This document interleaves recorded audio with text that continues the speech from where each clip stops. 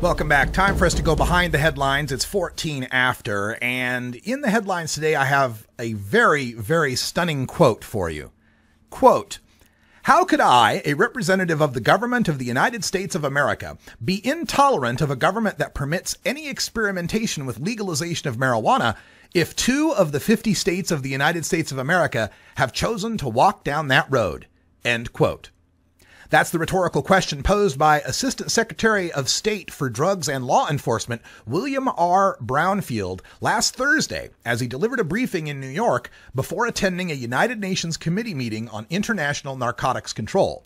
Secretary Brownfield spoke about the need for, quote, "flexible interpretation," end quote, of UN drug control conventions in place since 1961, signaling a huge sea change in how the United States pursues the international war on drugs. These UN treaties mandate that all signatories agree to the prohibition of certain drugs, with severe trade penalties for those countries that violate the treaty.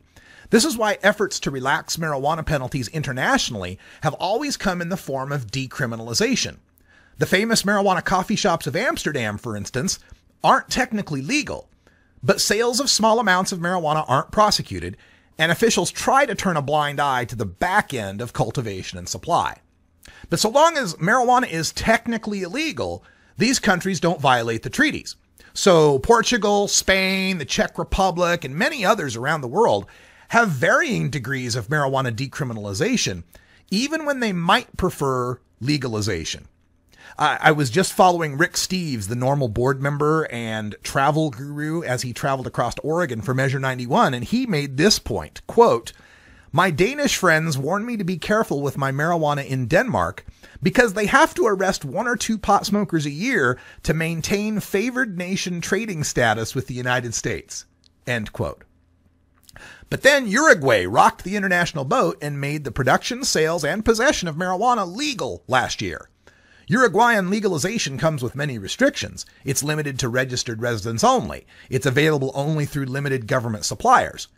But it is that step beyond decriminalization that triggers the penalties outlined in the UN drug control treaties.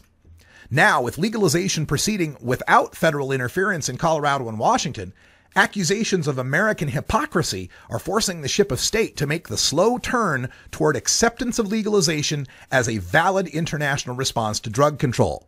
Secretary Brownfield opened his remarks by outlining 4 pillars for the international community on which to base future drug control policy. Quote, "First, respect the integrity of the existing UN drug control conventions.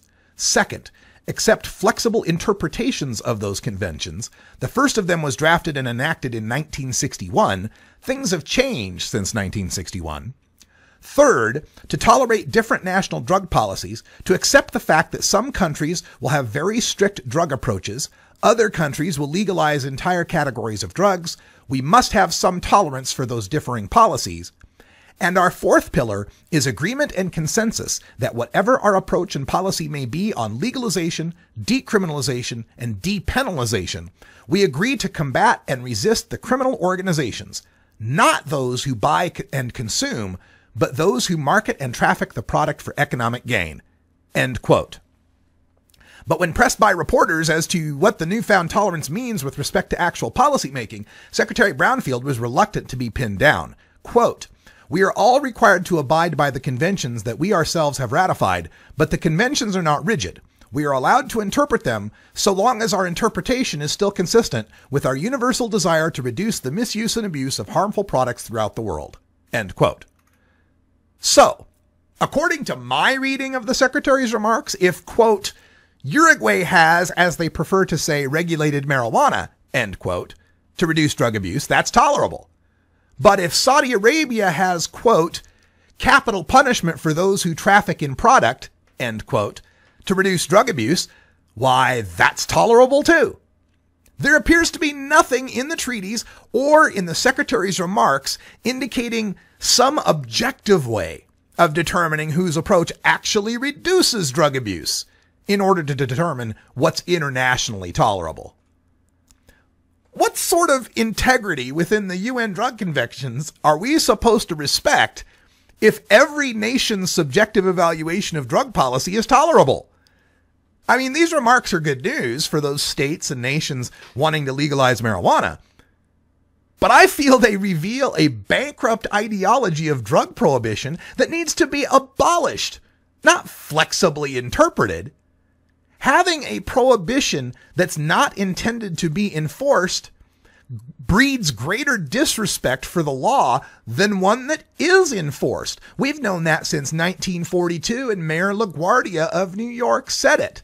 A prohibition law not meant to be enforced breeds disrespect for the law. And on the international level, the people in Mexico, there was a reporter in Mexico who asked about the 80,000 dead, and some 8,000 disappeared in Mexico after a decade worth of drug war fighting there. And all the secretary could tell him is that drug policy takes time, and we'll have to wait and see whether or not that's happened. I'm sorry for Mexican parents who've lost too many of their children, for the Mexican people who are dealing with a corrupted government and murder in the streets.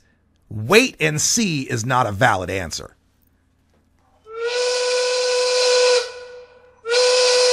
I know nothing. Nothing. All right, folks, time for us to take a break. It's 4:20 in Denver, Colorado.